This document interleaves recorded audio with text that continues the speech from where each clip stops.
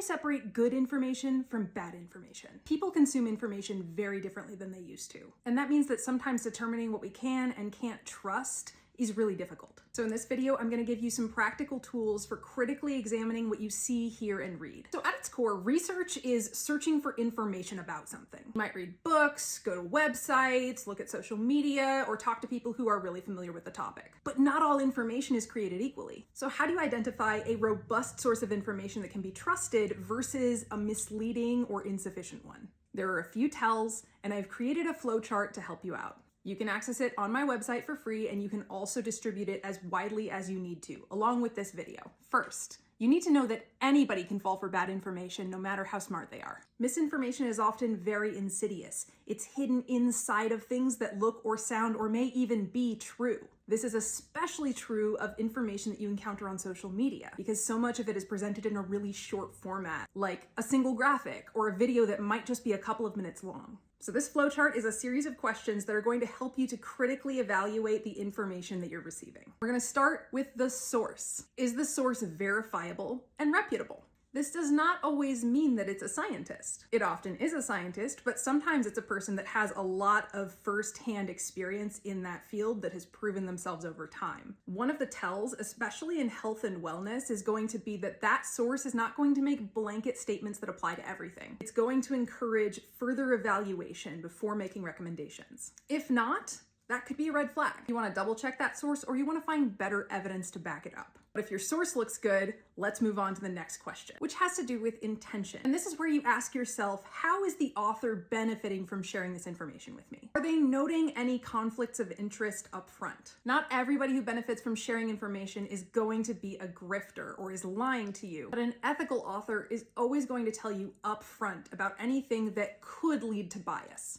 If the answer is yes, that might be a red flag. Consider potential biases. Is the author trying to sell you something? What do they have to gain from sharing this? If you can't identify a benefit like that, let's move on to the next question, which has to do with evidence. This is where a lot of people get stuck, because how do you evaluate whether somebody's evidence is good or bad? Is that evidence strong, or is it weak? And this is where you need to look a little bit more closely at what's being presented to you. Does the author cite their sources? When you look into those sources, are they actually saying the things that the author is claiming that they say? So this is just a pyramid that shows the value of certain kinds of evidence. If your author is presenting a lot of things that look like strong evidence, that could be a really good sign. If your author is only showing weak evidence, it might be a sign that you need to do more research. So on the question of evidence, if the answer is no, then that is a red flag, because opinions are not facts. But if the author is providing evidence, let's move on. Now we come to the question of reproducibility. All that means is, has this claim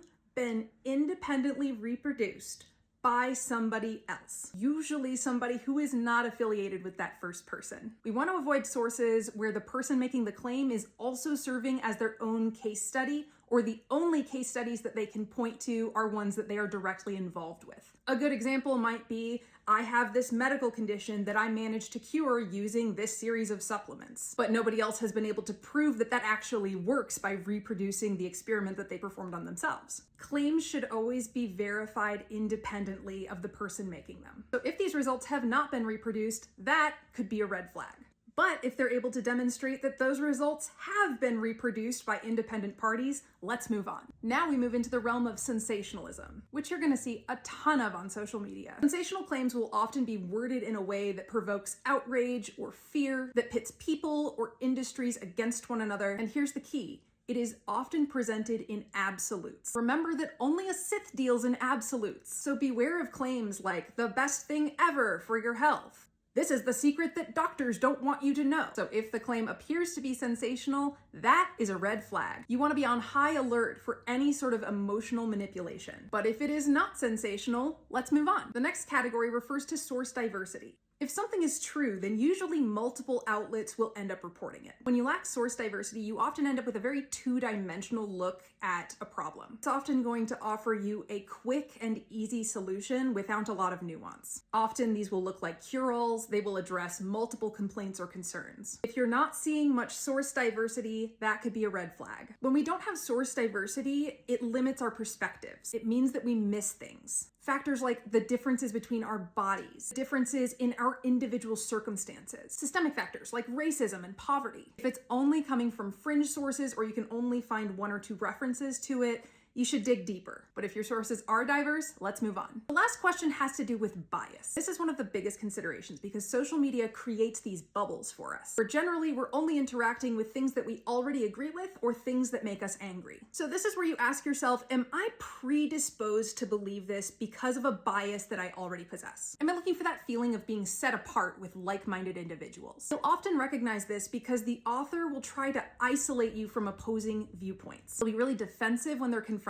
with them, and they'll build echo chambers that encourage groupthink. If you've determined that your source is not playing on your biases, then congratulations, it's probably not bullshit. If it is, there is a possibility that that is in fact bullshit, designed to manipulate you and make you believe things that may not actually be true.